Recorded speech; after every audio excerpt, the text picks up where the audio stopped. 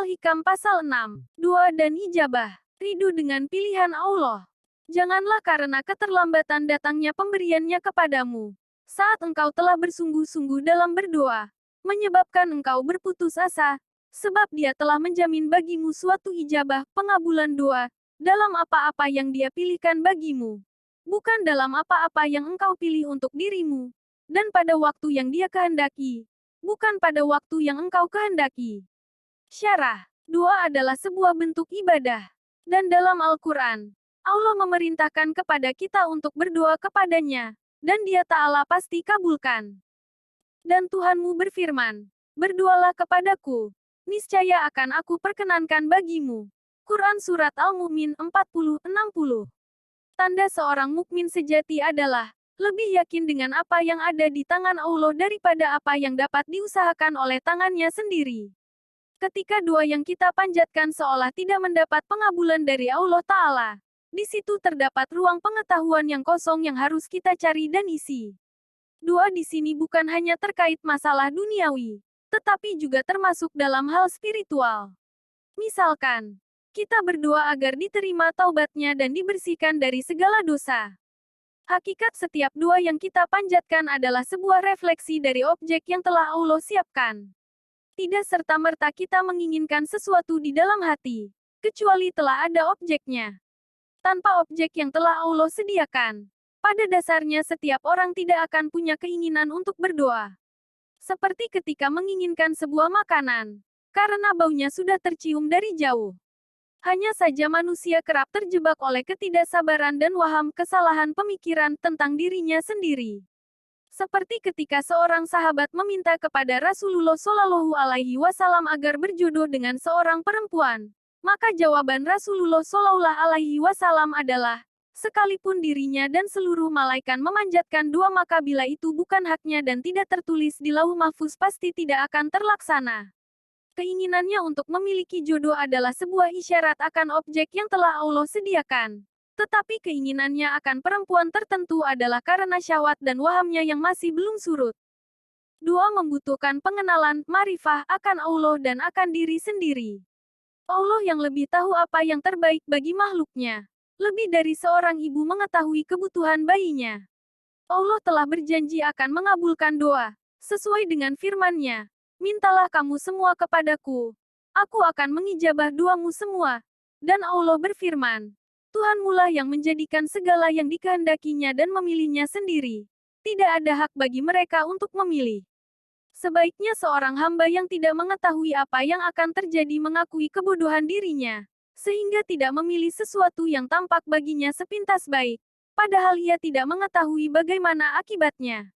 Karena itu bila Tuhan yang Maha Mengetahui, Maha Bijaksana memilihkan untuknya sesuatu, hendaknya rela dan menerima pilihan Tuhan yang Maha Pengasih, Maha Mengetahui dan Maha Bijaksana. Walaupun pada lahirnya pahit dan menyakitkan rasanya, namun itulah yang terbaik baginya. Karena itu bila berdoa, kemudian belum juga terkabulkan keinginannya, janganlah terburu-buru putus asa. Firman Allah, dan mungkin jadi kamu tidak menyenangi sesuatu, padahal itu baik bagimu. Dan mungkin jadi kamu menyukai sesuatu, padahal itu tidak baik bagimu. Allah mengetahui, sedang kamu tidak mengetahui. Quran Surat Al-Baqarah 216. Syekh Abdul Hasan Asy-Syadzili radhiyallahu anhu ketika mengartikan ayat ini, sungguh telah diterima doamu berdua, Musa dan Harun alaihissalam, yaitu tentang kebinasaan Fir'aun dan tentaranya. Maka hendaklah kamu berdua tetap istiqomah, sabar dalam melanjutkan perjuangan dan terus berdoa, dan jangan mengikuti jejak orang-orang yang tidak mengerti kekuasaan dan kebijaksanaan Allah. Quran Surat Yunus 89. Maka terlaksananya kebinasaan Fir'aun yang berarti setelah diterima doa Nabi Musa dan Harun alaihissalam selama sesudah 40 tahun lamanya. Rasulullah Shallallahu alaihi wasallam bersabda, pasti akan dikabulkan doamu selama tidak terburu-buru serta mengatakan, aku telah berdoa dan tidak diterima. Anas radhiyallahu anhu berkata, Rasulullah Shallallahu alaihi wasallam bersabda, tidak ada orang berdoa, melainkan pasti diterima oleh Allah doanya, atau dihindarkan daripadanya bahaya, atau diampuni sebagian dosanya, selama ia tidak berdoa untuk sesuatu yang berdosa atau untuk memutus silaturahim. Syekh Abu Abbas Al-Mursi ketika ia sakit, datang seseorang membesuknya dan berkata, "Semoga Allah menyembuhkanmu, afaqaulahu."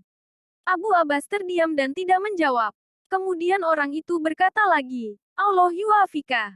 Maka Abu Abbas menjawab, "Apakah kamu mengira aku tidak memohon kesehatan kepada Allah? Sungguh aku telah memohon kesehatan dan penderitaanku ini termasuk kesehatan. Ketahuilah Rasulullah Shallallahu Alaihi Wasallam memohon kesehatan dan ia berkata, selalu bekas makanan Haibar itu terasa olehku. Dan kini masa putusnya urat jantungku." Abu Bakar As-Siddiq memohon kesehatan dan meninggal terkena racun. Umar bin Khattab memohon kesehatan dan meninggal dalam keadaan terbunuh. Utsman bin Affan memohon kesehatan dan juga meninggal dalam keadaan terbunuh. Ali bin Abi Thalib memohon kesehatan dan juga meninggal dalam keadaan terbunuh. Maka bila engkau memohon kesehatan kepada Allah, mohonlah menurut apa yang telah ditentukan oleh Allah untukmu. Maka sebaik-baik seorang hamba ialah yang menyerahkan segala sesuatunya menurut kehendak Tuhannya, dan meyakini bahwa apa yang diberikan Tuhan kepadanya, itulah yang terbaik walaupun tidak sejalan dengan nafsu syahwatnya. Dan syarat utama untuk diterimanya doa ialah keadaan terpaksa kesulitan. Allah Subhanahu wa Ta'ala berfirman, "Bukankah Dia Allah yang memperkenankan doa orang yang dalam kesulitan apabila dia berdoa kepadanya?" Quran Surat An-Naml 62. Keadaan terpaksa atau kesulitan itu, apabila merasa tidak ada sesuatu yang diharapkan selain semata-mata karunia Allah Subhanahu wa Ta'ala, tidak ada yang dapat membantu lagi baik dari luar berupa orang dan benda atau dari dalam diri sendiri.